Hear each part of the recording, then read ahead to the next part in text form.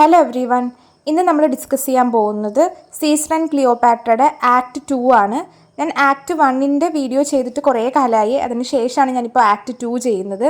ഞാൻ ഇപ്പോഴാണ് കമൻസ് കാണുന്നത് സെക്കൻഡ് പാർട്ട് വേണം എന്ന് പറഞ്ഞിട്ടുള്ളത്. അപ്പോൾ അതുകൊണ്ടാണ് കേട്ടോ ഈ വീഡിയോ ചെയ്യുന്നത്. അപ്പോൾ നമുക്ക് സ്റ്റാർട്ട് ചെയ്യാം. അപ്പോൾ ഞാൻ ഫസ്റ്റ് പാർട്ടിൽ പറഞ്ഞ് നിർത്തിയത് നിങ്ങൾക്ക് ഓർമ്മ ഉണ്ടാവുമെന്ന് വിചാരിക്കുന്നു. ഫസ്റ്റ് പാർട്ട് കാണാത്തവരാണെങ്കിൽ അതൊന്ന് പോയി കാണണേ.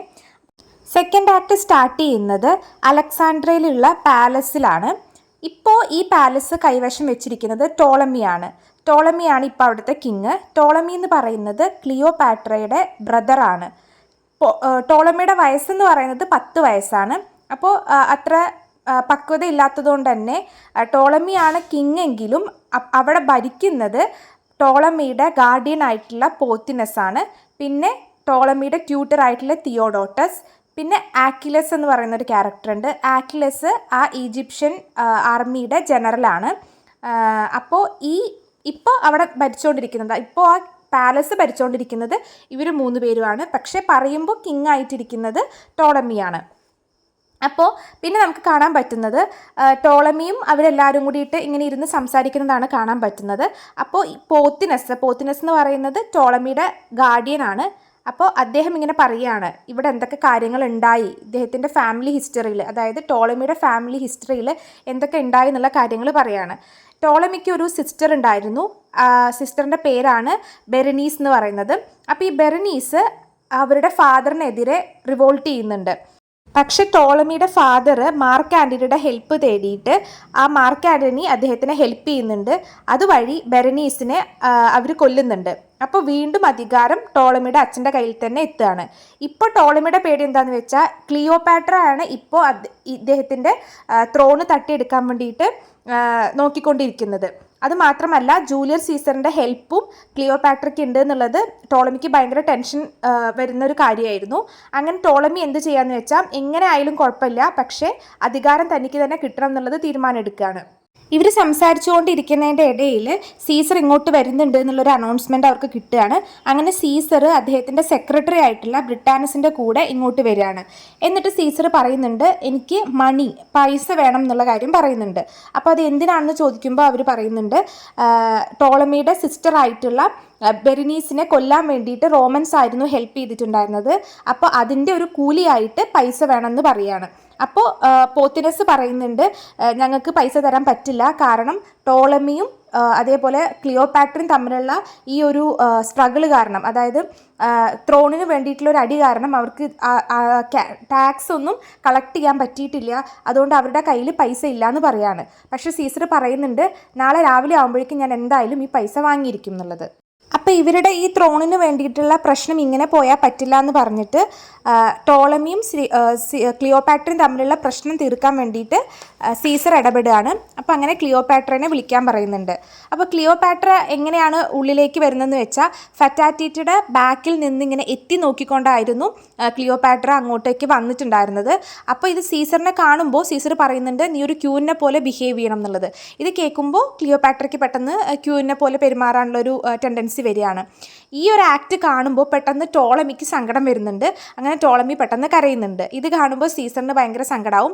അങ്ങനെ ആ കുട്ടിയുടെ കയ്യിൽ പിടിച്ചിട്ട് ഈ ടോളമീനെ സീസർ സമാധാനിപ്പിക്കാൻ ശ്രമിക്കുന്നുണ്ട്. ഇത് കാണുമ്പോൾ ക്ലിയോപാട്രയ്ക്ക് ഭയങ്കര ജലസ് ഫീൽ ചെയ്യാണ്. അങ്ങനെ ഭയങ്കര ദേഷ്യവും ജലസിയൊക്കെ ആൾക്ക് തോന്നുകയാണ്. അപ്പോൾ ക്ലിയോപാട്ര ടോളമിയോട് പറയുന്നുണ്ട് എനിക്ക് കുഴപ്പമില്ല, നീ തന്നെ ഭരിച്ചോ എന്ന് പറഞ്ഞിട്ട് ആ ത്രോൺ എടുക്കാൻ വേണ്ടി പറയുകയാണ്. പക്ഷേ അപ്പോൾ ടോളമിക്ക് ഭയങ്കര ഡൗട്ടാവും എന്തുകൊണ്ടായിരിക്കും ക്ലിയോപാട്ര ഇങ്ങനെ പറഞ്ഞെന്നുള്ളത്. അപ്പോൾ സീസർ പറയുന്നുണ്ട് നിനക്ക് ഓഫർ ചെയ്തതാണ്, അപ്പോൾ അതുകൊണ്ട് കുഴപ്പമില്ല, നീ അതിൽ തന്നെ റൂളറായിട്ട് ഇരുന്നോളൂ എന്നുള്ളത് പറഞ്ഞു കൊടുക്കുന്നുണ്ട്. പക്ഷേ ഈ സമയത്താണ് സീസർ അറിയുന്നത് ഈജിപ്ഷ്യൻ കസ്റ്റം പ്രകാരം ടോളമിയും ക്ലിയോപാട്രയും ഹസ്ബൻഡും വൈഫും ആയിട്ടാണ് അവർ കൺസിഡർ ചെയ്യുന്നത്. ശരിക്കും അവർ ബ്രദറും സിസ്റ്ററും ആണെങ്കിൽ കൂടി ഹസ്ബൻഡ് വൈഫായിട്ടാണ് അവർ ഇരിക്കേണ്ടത് എന്നുള്ളത് അപ്പോഴാണ് മനസ്സിലാക്കുന്നത്. അപ്പോൾ സീസർ പറയുന്നുണ്ട് അങ്ങനെയാണെങ്കിൽ നിങ്ങൾ 2 പേരും ഒരുമിച്ച് റൂൾ ചെയ്തൂടെ എന്നുള്ളത് ചോദിക്കുകയാണ്. അപ്പോൾ ഇത് കേൾക്കുമ്പോൾ പോത്തിനസിൻ്റെ ദേഷ്യം വരുന്നുണ്ട്. അങ്ങനെ പോത്തിനസ് പറയുകയാണ് സീസറിനോട് സീസറിൻ്റെ കാര്യം നോക്കാൻ.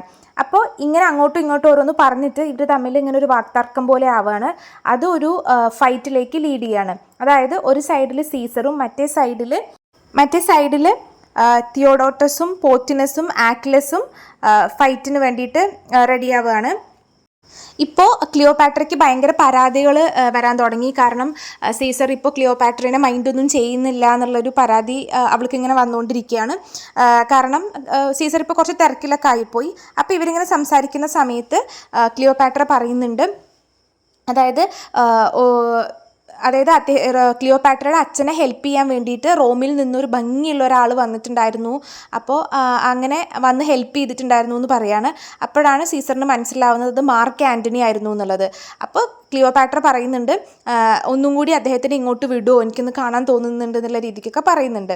അപ്പോൾ പിന്നെ നമുക്ക് കാണാൻ പറ്റുന്നത് ഇവിടെ വലിയ യുദ്ധം നടന്നുകൊണ്ടിരിക്കുകയാണ്. അതായത് ഈജിപ്ഷ്യൻസും റോമൻസും തമ്മിലുള്ള വലിയൊരു യുദ്ധം നടന്നുകൊണ്ടിരിക്കുകയാണ്. ആ യുദ്ധത്തിൽ ഈജിപ്ഷ്യൻസ് റോമൻ ഷിപ്പിന് തീ കൊടുക്കുകയാണ്. പക്ഷേ ആ തീ ആളി കത്തിയിട്ട് അലക്സാണ്ട്രിയയിലെ ഗ്രേറ്റ് ലൈബ്രറി ഫുൾ കത്തിപ്പോവുകയാണ്. അപ്പോൾ അതായത് 7 വണ്ടേഴ്സിൽ ഒന്നായിട്ടുള്ളതാണ് അലക്സാണ്ട്രിയയിലെ ഈ ലൈബ്രറി എന്ന് പറയുന്നത്. അപ്പോൾ ഈ വാറിൻ്റെ ഭാഗമായിട്ട് അത് കത്തിപ്പോവുകയാണ്. അപ്പോൾ ഇത് കാണുന്ന സമയത്ത് തിയോഡോട്ടസിന് ഭയങ്കര സങ്കടം എഴുതുന്നുണ്ട്. അപ്പോൾ അത് സീസറിനോട് പറയുന്നുണ്ട്.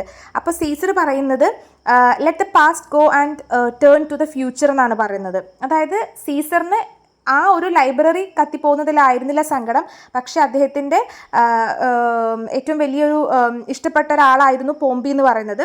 അപ്പോൾ പോംബിയുടെ ലൈഫിനേക്കാൾ വലുതല്ല ഈ കത്തിപ്പോകുന്ന കുറച്ച് മാനുസ്ക്രിപ്റ്റ്സ് എന്നുള്ളതാണ് അദ്ദേഹം വിശ്വസിക്കുന്നത്. അങ്ങനെ ഇപ്പോൾ ഇനി നമ്മൾ കാണാൻ പോകുന്നത് ക്ലിയോപാട്രയും ബ്രിട്ടാനസും കൂടിയിട്ട് സീസറിനെ ഈ ഒരു യുദ്ധത്തിന് വേണ്ടിയിട്ട് ഒരുക്കുന്നതാണ് നമുക്ക് കാണാൻ പറ്റുന്നത്. അപ്പോൾ ഈ അദ്ദേഹത്തിൻ്റെ ക്രൗണ് തലയിൽ നിന്ന് എടുക്കുന്നത് ക്ലിയോപാട്രയാണ്. ക്ലിയോപാട്ര അത് ചെയ്യുന്നത് എന്തിനാണെന്ന് വെച്ച് കഴിഞ്ഞാൽ സീസറിന് തലമുടി ഉണ്ടോ, മൊട്ടത്തലയാണോ അല്ലെങ്കിൽ കഷണ്ടി ഉണ്ടോ എന്ന് അറിയാൻ വേണ്ടിയിട്ടായിരുന്നു അങ്ങനെ ചെയ്യുന്നത്. അപ്പോൾ ഇതൊക്കെ കാണിക്കുന്നത് അത്രയും ചൈൽഡിഷാണ് ക്ലിയോപാട്ര എന്ന് കാണിക്കാൻ വേണ്ടിയിട്ടാണ്. അതേപോലെ തന്നെ അവരുടെ ഒരു ബോണ്ട് കൂടി കാണിക്കാൻ വേണ്ടിയിട്ടാണ് ഇതൊക്കെ കാണിക്കുന്നുണ്ടായിരുന്നത്.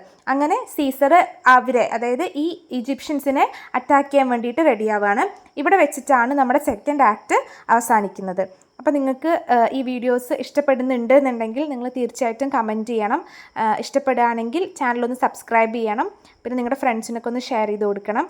ഇനി തേർഡ് പാർട്ട് വേണമെങ്കിൽ നിങ്ങൾ കമൻറ്റ് ചെയ്ത് കഴിഞ്ഞാൽ ഞാൻ എന്തായാലും തേർഡ് പാർട്ട് ഇടുന്നതാണ് കേട്ടോ. Thank you for watching.